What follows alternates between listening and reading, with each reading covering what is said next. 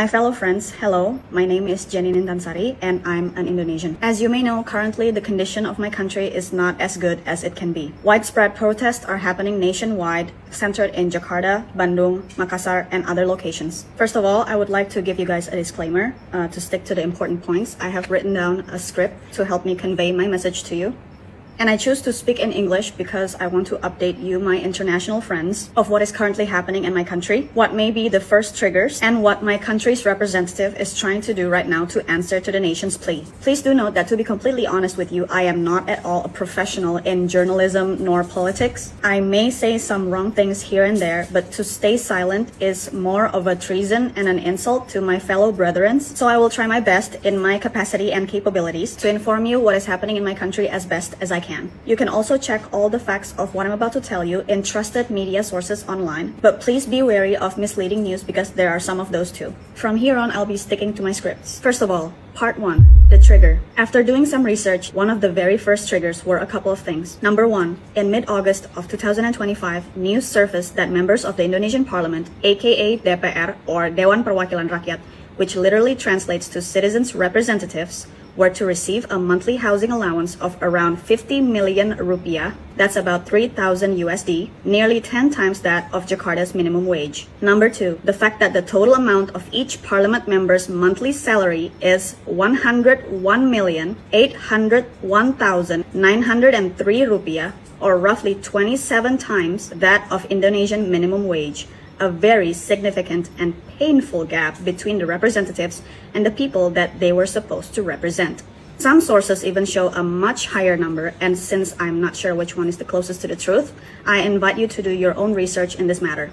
Number 3, the very limited transparency of where money is being used by the government. On top of that, we as citizens often see parliament members' lavish lifestyle posted all over their personal social media accounts. From here on, I will be mentioning some names, and to avoid potential legal issues, I will be using their initials. Number 4, a member of the parliament, will be calling him as Ahmad S, replied to a citizen's request for the disbandment of the parliament due to the incompetency of the members as tolol, translated to stupid or dumb, but in a very harsh and inappropriate manner.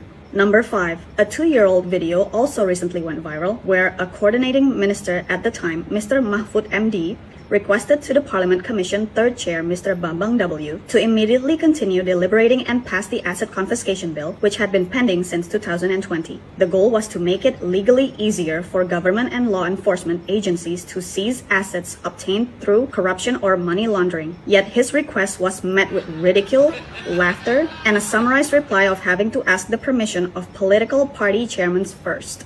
This is then seen by some political commentators to be a very bold and brazen way of defending the corruptors. Number 6, this sparked initial protests starting around August 25th, 2025, focused on inequality and corruption. On top of that, the government's decision to cut education, healthcare, and local services sparks even more concern. Number 7, on August 28th, a video went viral showing a 21-year-old motorcycle taxi driver, Afan Kurniawan, being fatally run over by a brimob, a part of Indonesian police force, with a tactical vehicle outside the parliament.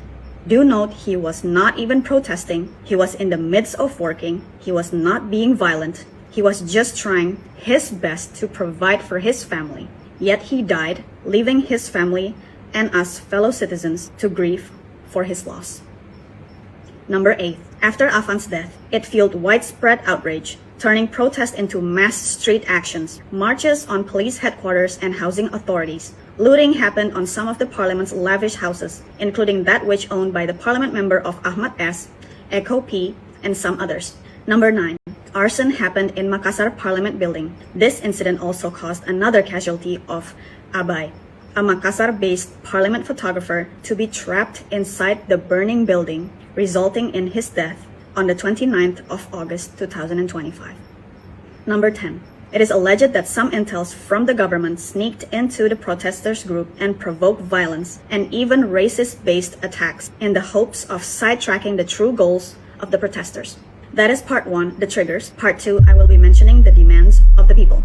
The initial goal of the protest and summarization of the people's demands to the government are as follows. Number 1, the immediate cancellation of increased allowance for parliament members. Number 2, the swift passage of the long-delayed asset confiscation bill to fight corruption.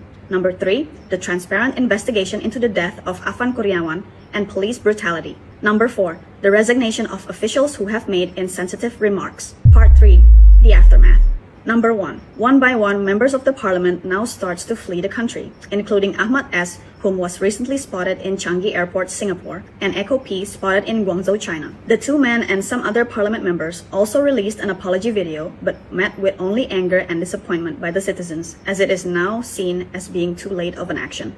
Number 2, along with an apology video released by the president, the government agreed to revoke parliament members' housing perks, suspend overseas trips, and announce disciplinary measures for inflammatory officials. Simultaneously, authorities launched investigations into the fatal police incident.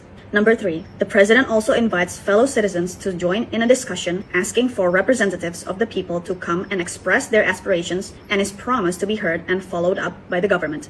Number 4, the revocation of 4 parliament members by their political parties, which consist of Ahmad S. and Navayu by the Nasdem political party, and Echo P. and Uya K. from the PAN political party. Number 5, the president also promised to give special care to the family of Afan Kurniawan, the victim that was killed by the Brimob tactical vehicle, and also the transparency of the investigation regarding the accident. Number 6, the president reminds fellow citizens that the people are free to express their aspirations for the nation, but is also reminded to not destroy public facilities, as it will be met with disciplinary actions according to the applicable law. So far, this is what I can summarize and inform to you. I humbly request you guys to keep monitoring the news and updates of Indonesia, and help share this video, as more eyes will lead into more transparency and safety for my fellow Indonesian protesters and citizens. There will definitely be more updates moving forward, and I just hope that my country can slowly heal and move on with dignity. I apologize if there's any mistakes in my words. Please correct me or add any other informations that you have in the comments below. Thank you so much, and stay safe, everyone.